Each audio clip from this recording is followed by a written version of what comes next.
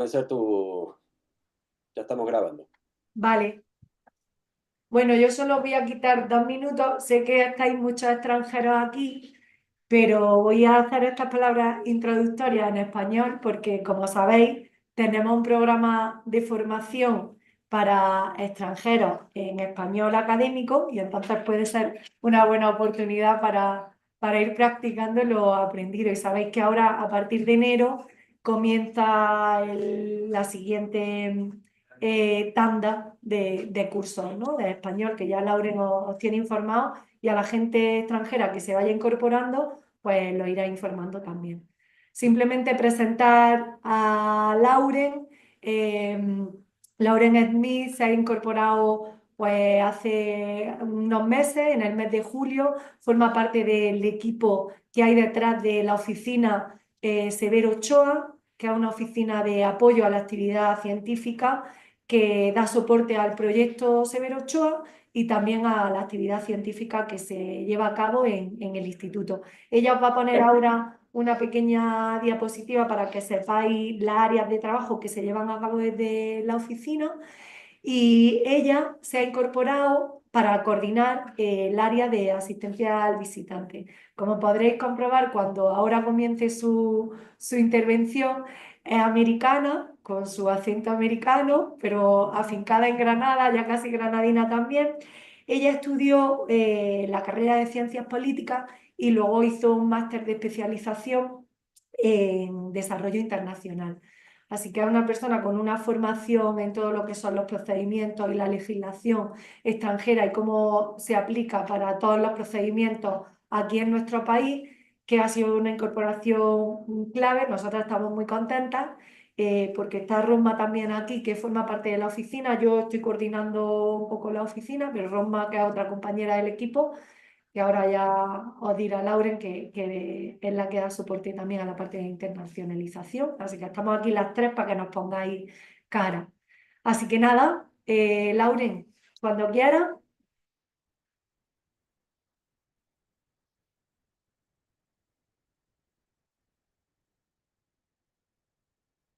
Hi, everyone. I'm Lauren. I think I know everyone here pretty much, but if not, hi.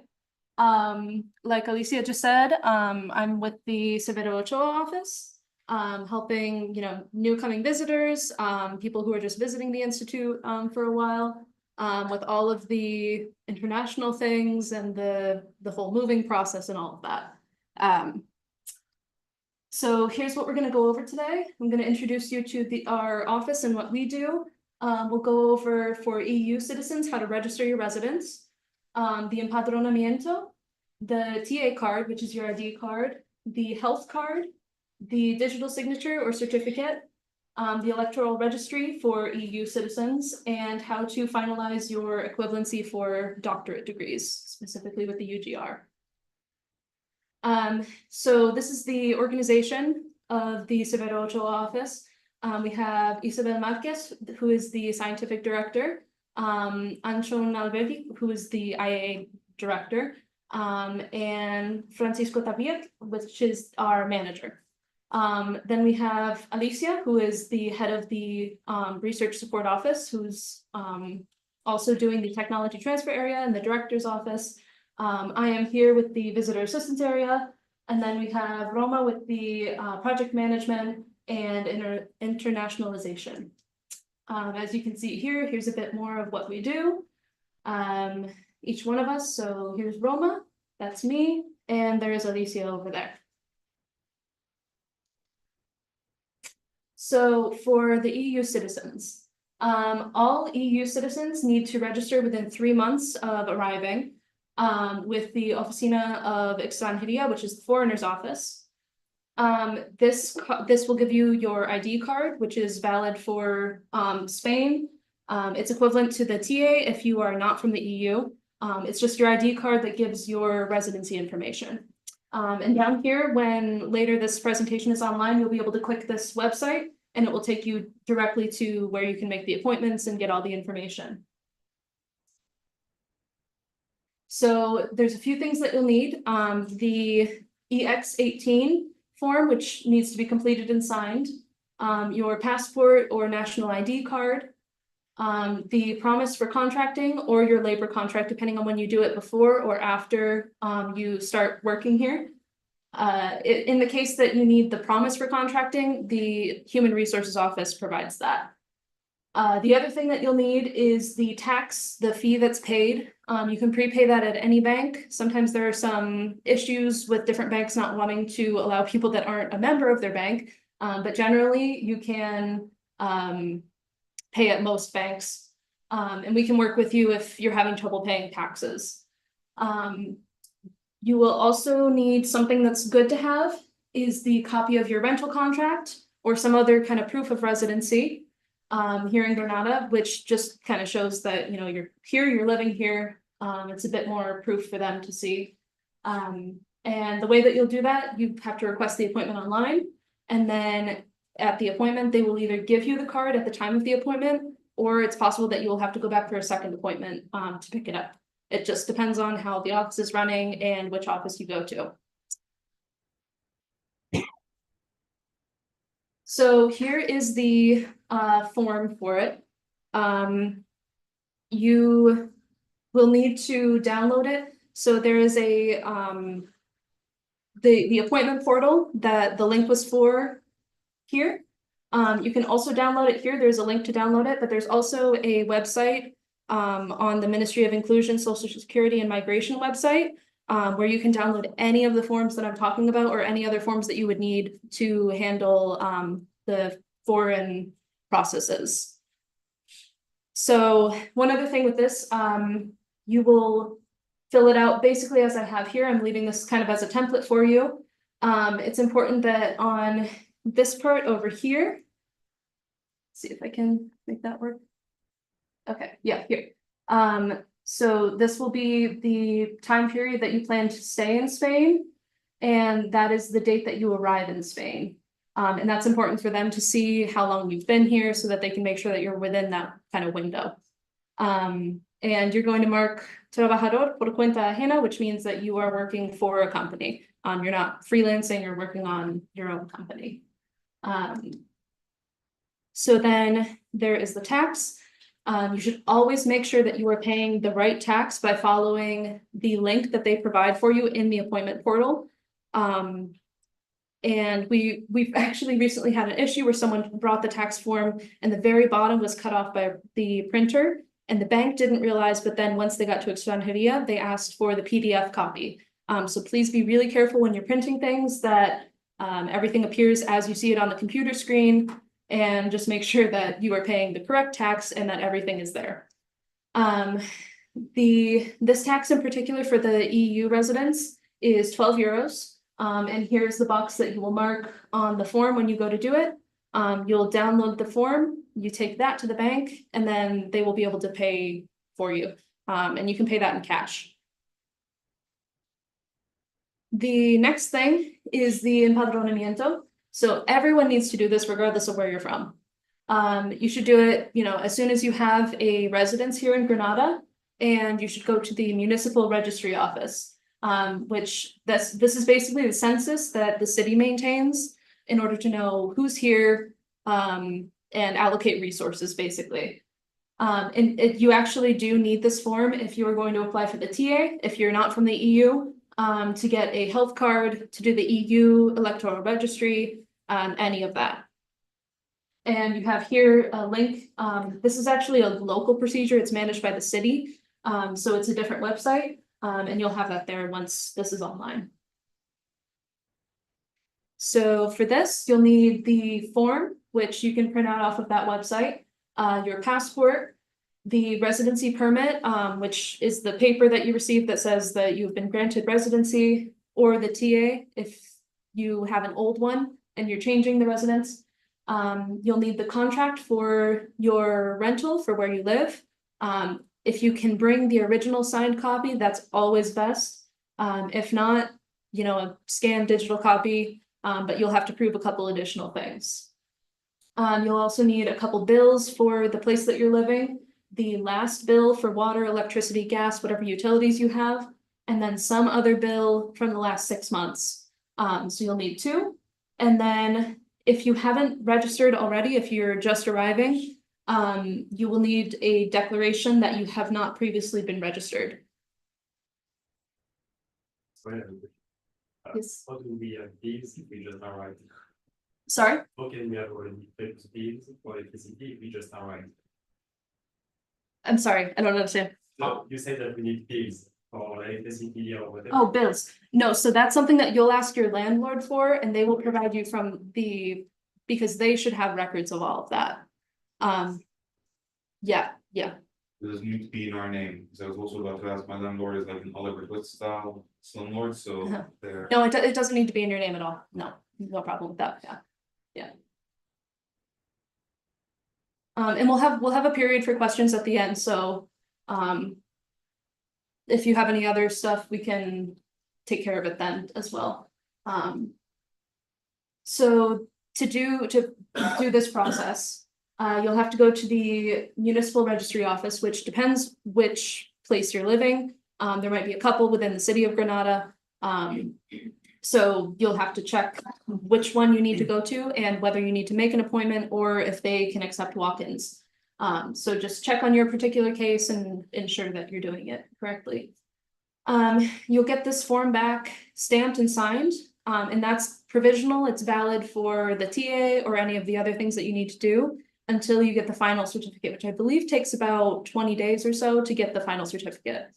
And that certificate, once you have the official one, it's valid for 3 months. And then after that, you can look at it online or you can request a new one online. And it's very easy to do that. You don't have to update it or you don't have to provide anything else. It's just a new one that's valid for another 3 months. And every time that you move, you should update this. So this is the form.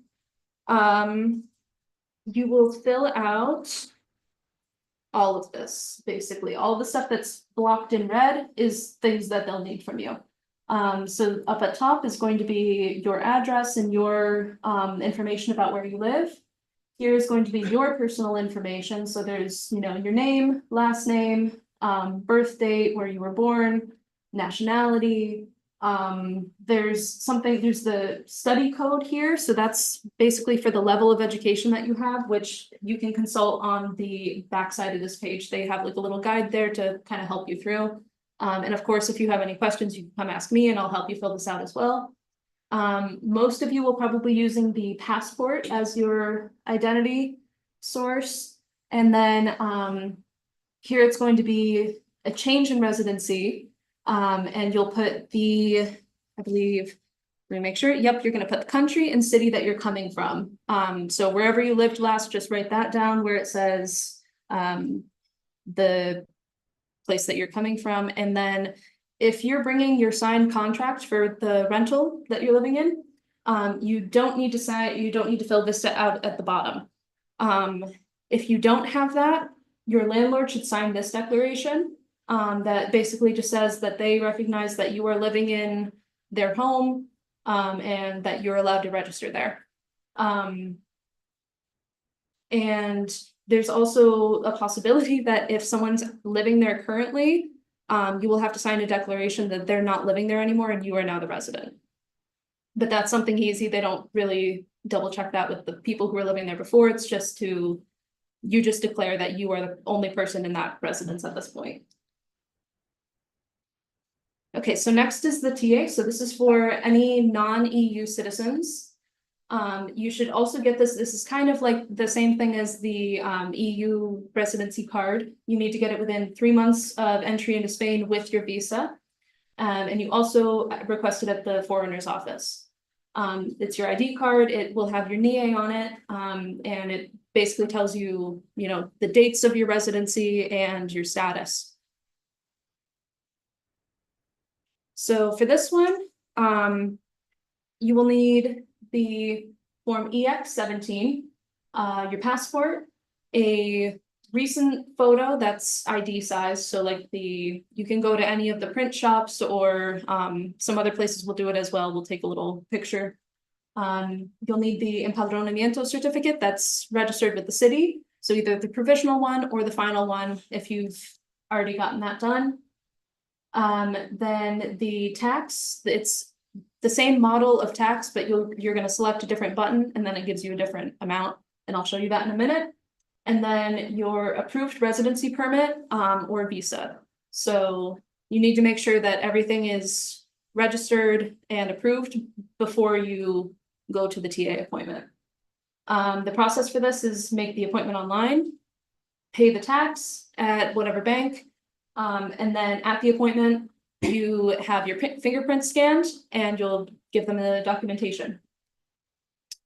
So this is the form. It's pretty standard with all of the other forms that you've probably already filled out. Your information, if you live in a different place than you are registered, this is for any notifications if something needs to get to you by mail, please fill out this bottom part. And then as long as if this is your first time registering, it will be the tarjeta inicial. If it's your second time, then it would be the renovación. And here's the tax. So for this one, you're going to click the TA que documenta la primera concesión, which is just your first time requesting the card. Then you want to make sure that that's the price that it shows. And you'll fill out the CAPTCHA and download, and same process as before, bring it to the bank, make sure that the page is complete, and that should be it. So then you will go back for a second appointment, which you also need to request an appointment for. You will go with the passport and they will print you off a certificate at the first appointment stating that your TA is in process, and that you've already presented all the documents for it. 20 to 40 days after that first appointment, you can request the second appointment.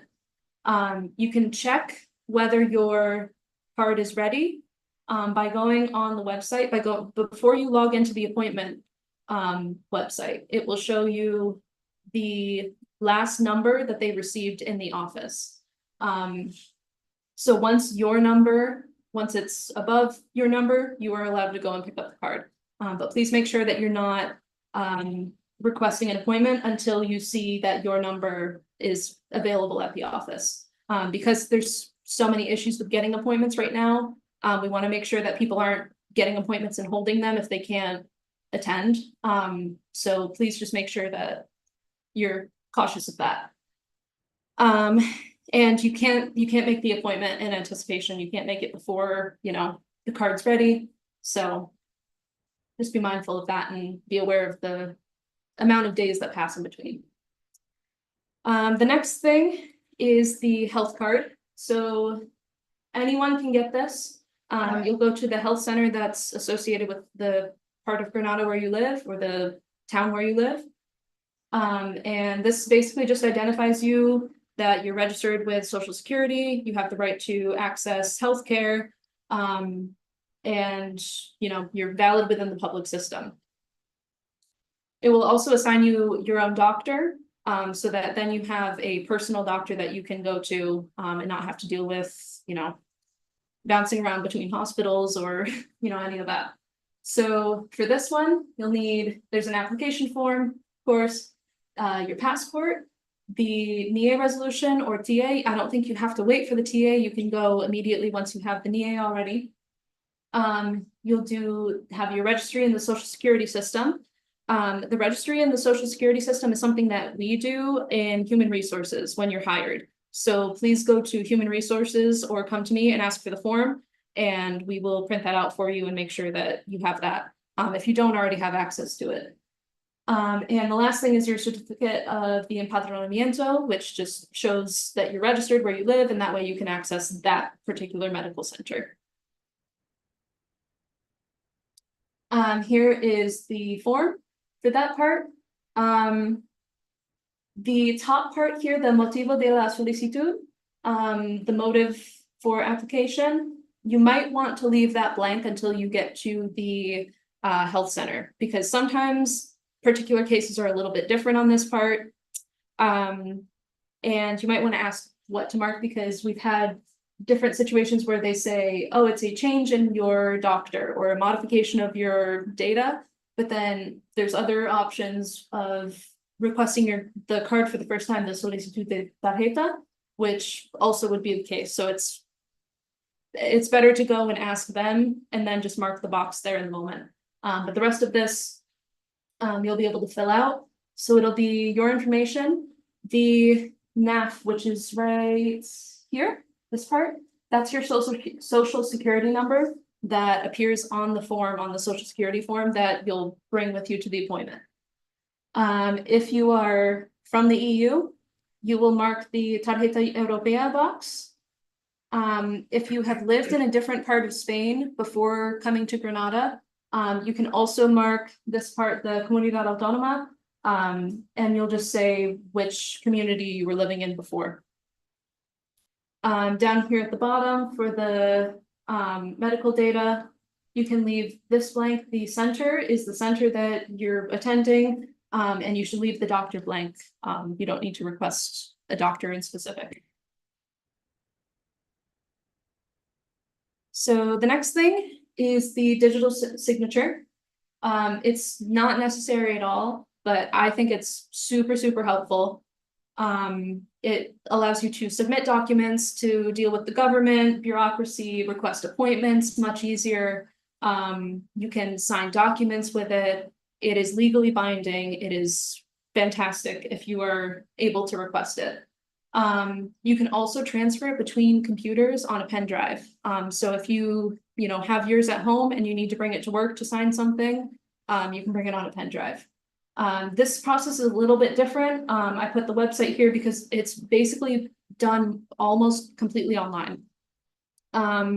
If you've ever been asked to sign digitally, this is what they're asking you for here.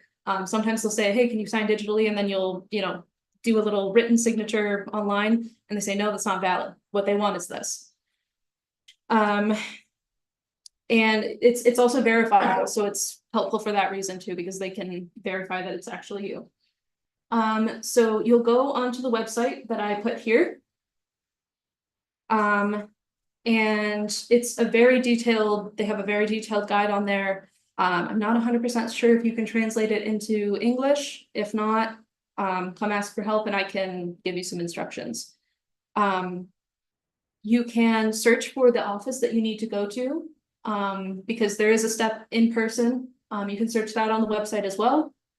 I know that there is one here kind of close to the Institute, right by the metro stop for Andrés Segovia, if anyone knows where that is. There is an office there. So basically the steps are, you're going to download the software that you need to download the certificate in the end. I personally use Autofirma. I think that's a good option. If anyone needs more information about that, I can help too. Then you will receive, once you have the software and you've started the registry process, you're going to get an application code. You need to bring that application code to your appointment, and they will accredit it by checking your identity, putting a face to it, and basically just saying, okay, you are who you say you are. Then you'll go back to your computer and you can input the information they give you, download and install your certificate, and you should be all set. And then you're free to transfer it, you're free to use it as you need. So like I said, steps 1 and 2 online. The appointment, you'll need your code, you'll need the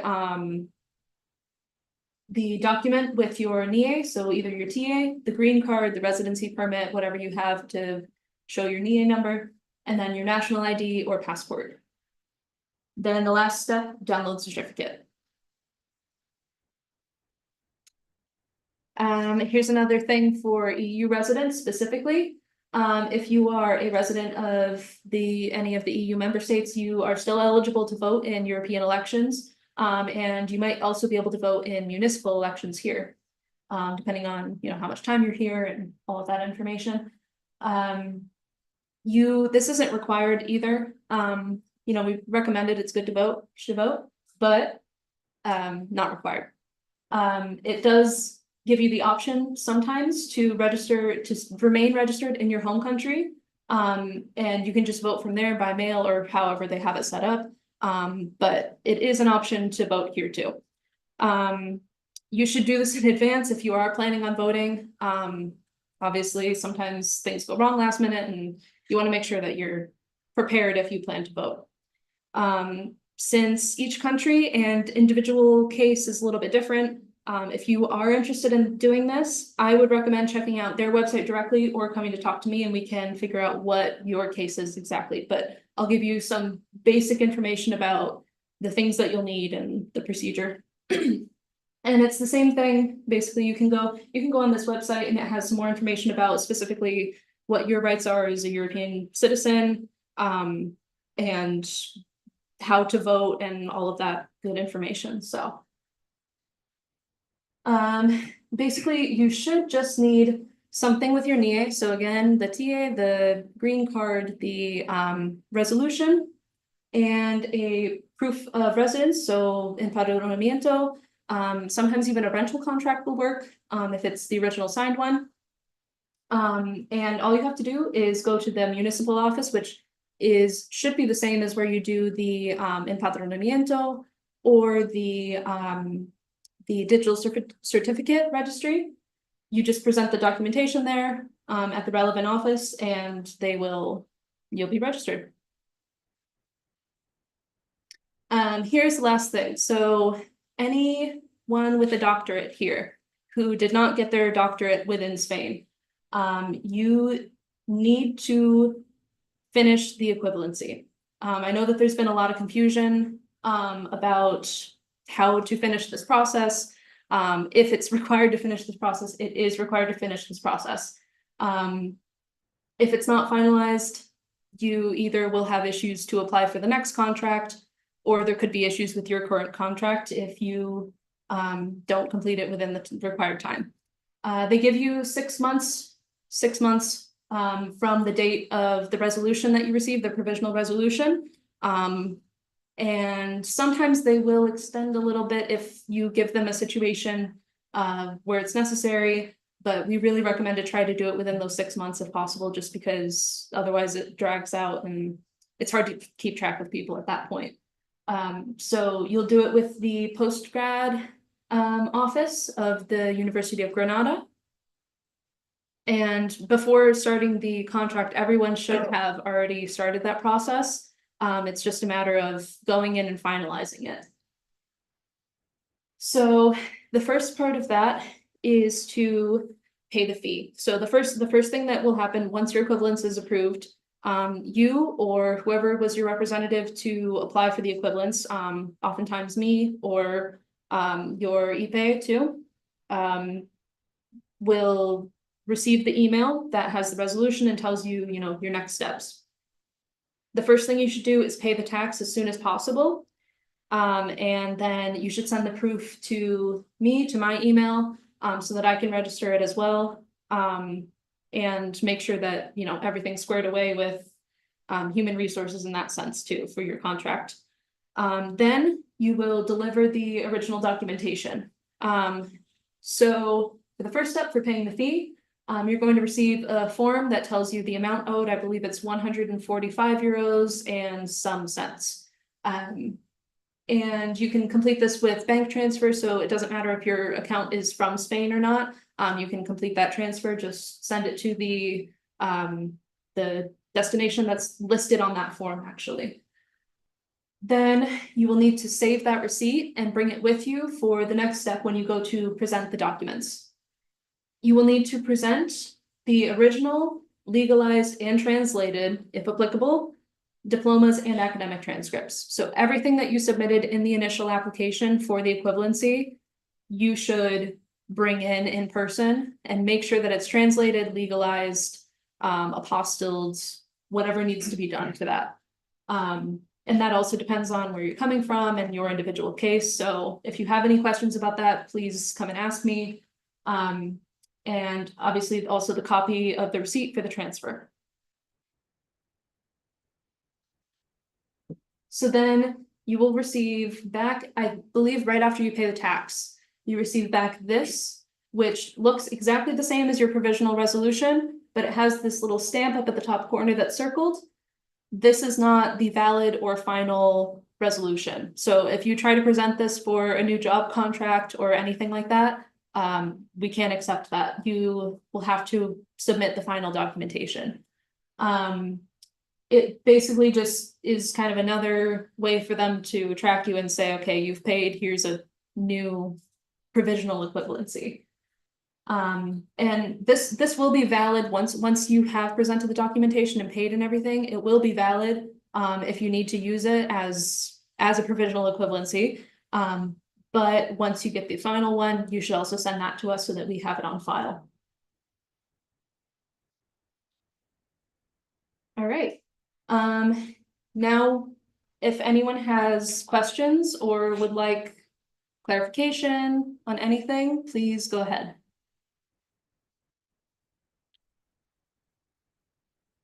Nothing? Yeah. Karen, thank you very much for your talk and all these instructions. I wonder whether having the promise for a contract, you may run into trouble to get a rental contract. For the rental contract? Yeah, is there any way to overcome these issues? I haven't heard of anyone having that issue yet. Usually it's a document that will state your salary, and some of the tasks and things. And it's signed by the director, so it basically says, you know, and we really can't give anyone that until it's pretty much confirmed that they will be contracted. It's basically one of the last steps, because you can't get the NIE, you can't get certain other things until you have the contract.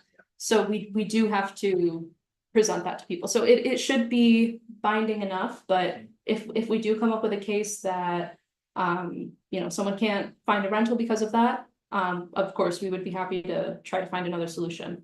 Yeah. And if I start living with someone that has the rental contract, so it's going to be able to sign the application for the registration at the. Yeah, the Empadronamiento part. Let's see.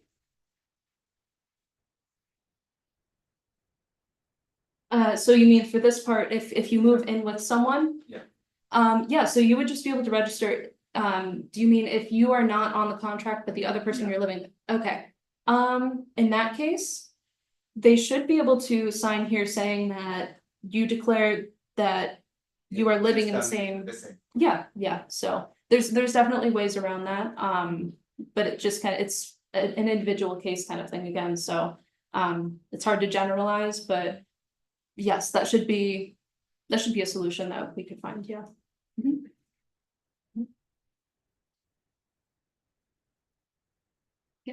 So for the empadronamiento and these civil requirements, how much trouble are you in if you delay? So you're supposed to sign in 3 months after arriving, right? Yeah. And usually it's gonna take you 2 months to get the contract, get the documents to be able to do it. Right. It's also 3 months from the date that your residency starts. So that means three months from the date that your green card comes into effect, 3 months from the date that you're registered here. So it's if you came earlier as a tourist, that time doesn't apply. If that makes any sense to you. Yeah. So how mad should we expect them to be if we arrive a few weeks late? I don't think that there's any serious issue with that. I mean, because it is a city registry, I would recommend that you do it as soon as possible if you haven't already. But it is one of the, it's not one of the, you know, the top down procedures, which are a little bit scarier if you don't get them tucked away. So yeah, just as soon as possible, I would say to have it done. Yeah. Go ahead.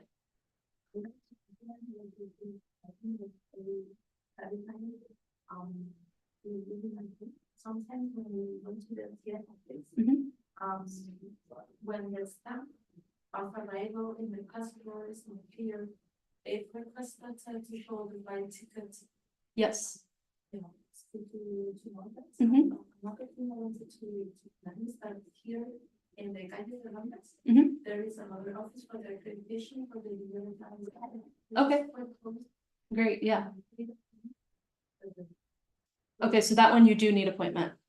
Okay. But they're usually this one's available within a week. Yeah, the city ones are much easier to get appointments. If you have to go to the actual extranjería, the foreigner's office, appointments are very difficult to come by, but any of the city things, yeah, those are much simpler. So it's good to know that we do have another one nearby too. So if you can't get an appointment at the Andres Segovia one, you can head to this one. And yes, what you were saying about the entry requirements, so stamping the passport is the best option. Sometimes that doesn't happen for whatever reason. If not, bring your boarding pass for whatever your last flight into Spain was. And that way they can see the date that you arrived. So I think if I'm going the right way here. Oh, no, I'm not going the right way. Yeah, so for example, here, the date of arrival would be the date that it says on the stamp or the date of your flight.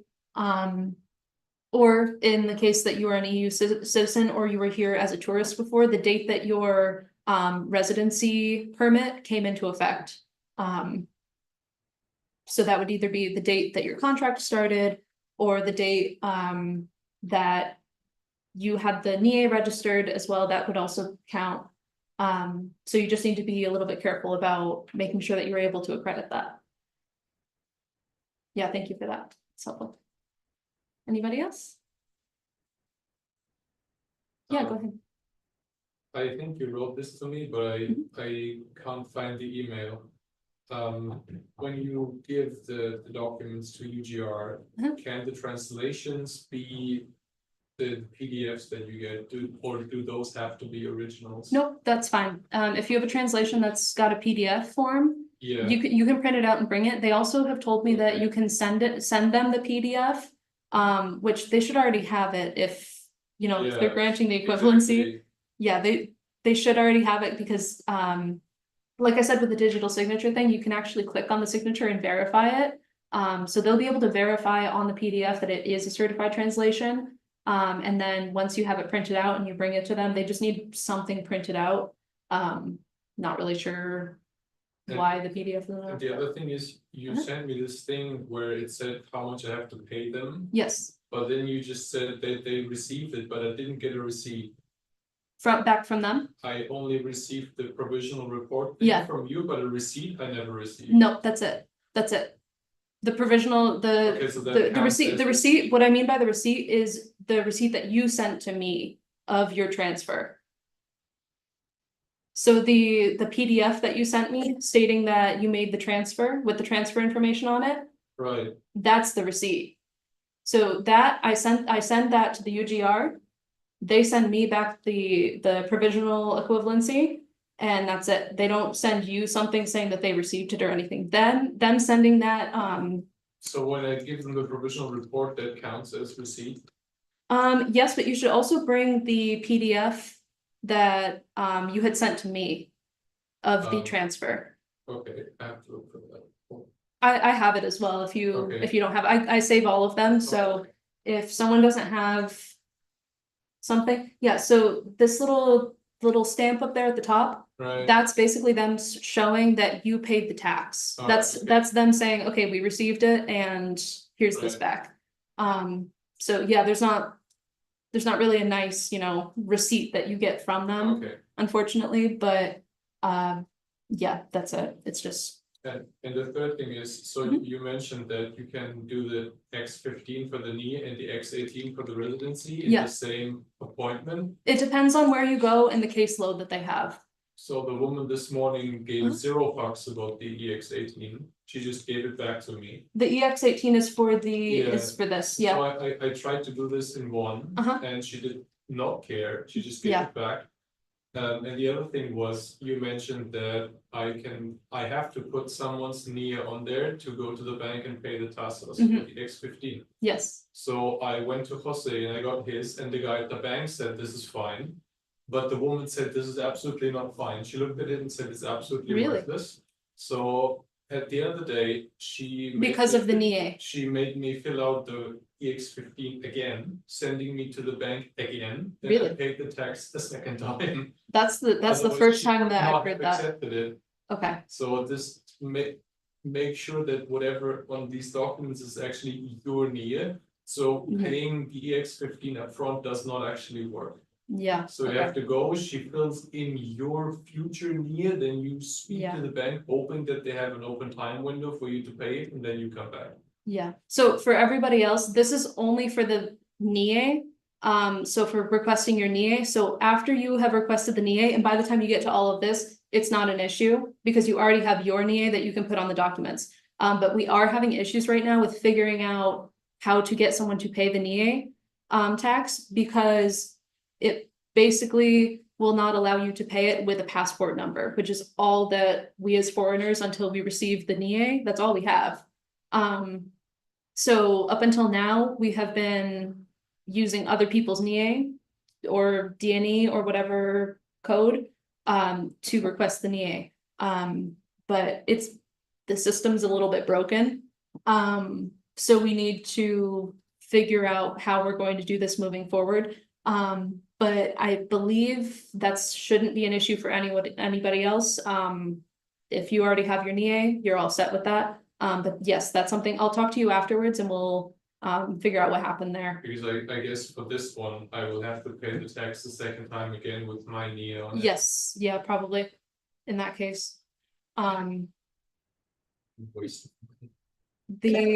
Also, it doesn't help that the people in these offices are immensely unfriendly to foreigners. You On sit occasion. down there and they make it very clear that they hate you. Mm. It's unbelievable. Every, Yeah, No, it has Or- levels.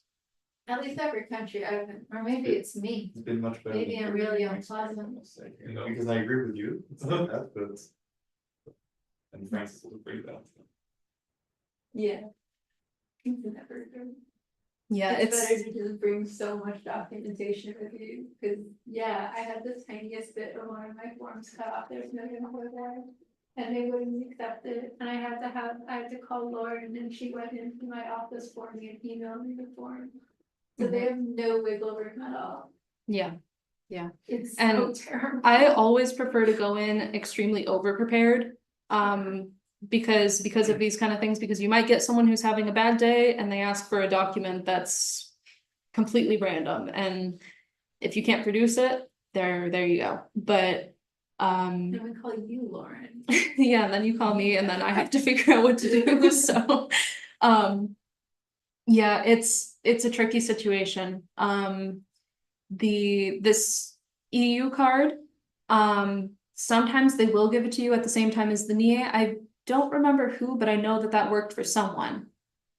Was it you, Etienne? Did you go in and get the EU card at the same time as your NIE? So I think I was supposed to in principle, and I don't think I did, You didn't, okay. yeah, but Okay. I wasn't here, so I was. Okay, fine, no. Someone, it did work for someone, I cannot tell you who right now, I'm sorry, but it completely depends on the person that you get, how the office is doing. It's right around Christmas too, they're very busy and understaffed right now, so it's a difficult time to get things done, so I'm really sorry that you couldn't take care of that today. Yeah. Anybody else have questions, comments, experiences?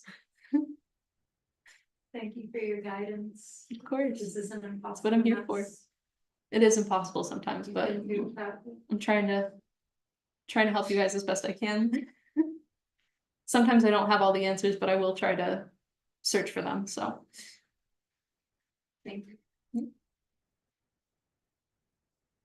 All right, Just to make sure I understand, the Yeah. order of operation you recommend Uh-huh. is first do the empadronamiento. Mhm. And then register at the Oficina de Extranjería, right? for your EU card, I think that would be best, yeah. I mean, for the, Sorry, which one? okay, so what, basically for registering the residents. Yes. right? Mhm. For that's a separate thing from the empadronamiento, but it's linked. Yes, more or less. So Right. I would say to do the empadronamiento first, because you can present just the your NIE for that. Here, I'll show you quickly again. Yeah, so all of this stuff you will already have before the residency card is done. So you should be able to get this done first, and then that's actually kind of helpful if you want to get the EU card afterwards, because then you have the proof of residency without having to show a contract, which, you know, And would you recommend trying to rush that like now, or wait till after the holidays? I guess it depends when you arrived. First October. Yeah, so I would say for the empadronamiento, you had a same day appointment? Yeah, that's true. Yeah, so Yeah. the empadronamiento, I would say if you can do that, maybe do that. It's straightforward. It's very easy. It's more the oficina de extranjería, more. Yes, yeah. Makes sense. Um, There are many offices in Granada, the council that you can go. Yeah, for the empadronamiento, there's many options. Yeah, the extranjería stuff, a bit more complicated because we only have one office and it's, you know how it is to get the appointment, so. Yeah, so I would recommend to do it in that order, because then at least you have the empadronamiento to say, hey, I'm working on registering. Because otherwise you have nothing to show and you can't really prove anything, so, yeah. Yeah, go ahead.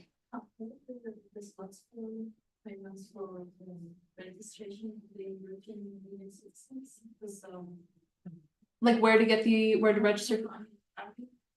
slots available, because still finding those slots available. Yeah, Several ones.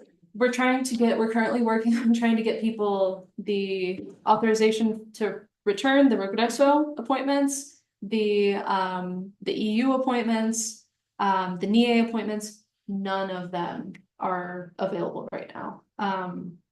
We've even been, yeah, we've actually sent someone to Basa to go do an appointment, because that was the only place that had one open. So if people are willing to travel, sometimes you can find things, but as of right now, the only thing that you need to be aware of is if you're getting an appointment, it needs to be within the province of Granada. You cannot go to any other province. But there's, I think, 3 offices. Yep, there's one in Montreal, which is down by the beach. So if you want a beach day, go ahead. There's Granada, and then there's the one in Basa. So you can go to any of those 3 if they have appointments, but I have been looking for appointments for people, and there's been nothing in the past, I want to say 3 weeks. So, and if you do find an appointment, generally it's about 2 weeks, it's within the next 2 weeks. So they only release things within the next 2 weeks. It's very difficult to plan for as well. So it's just a waiting game, honestly. Which I'm sorry, but it's how it's working right now. Yeah. So just to understand, so this is what it is, but Yeah. how much trouble do we get in principle if we don't have? If we have the empadronamiento, but we don't have the EU registration. I don't think I can really speak to that, to be honest, unfortunately. Yeah, I mean, it's a registry, you have to do it. I'm not sure how strict that deadline is. Because typically for a lot of these things, when the administration is so complicated, people do understand, like, okay. That you've been trying, right? Yeah, Exactly. yeah.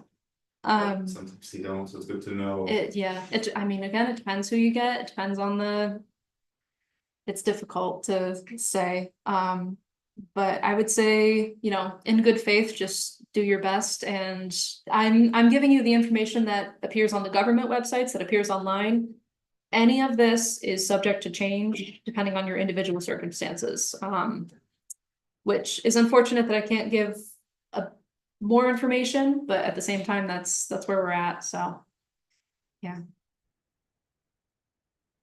So that's it. I think we can probably be done.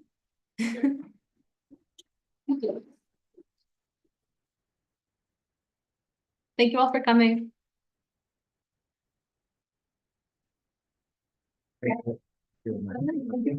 Thank you very much for the practice. Nice to- Yeah, definitely. Before things can.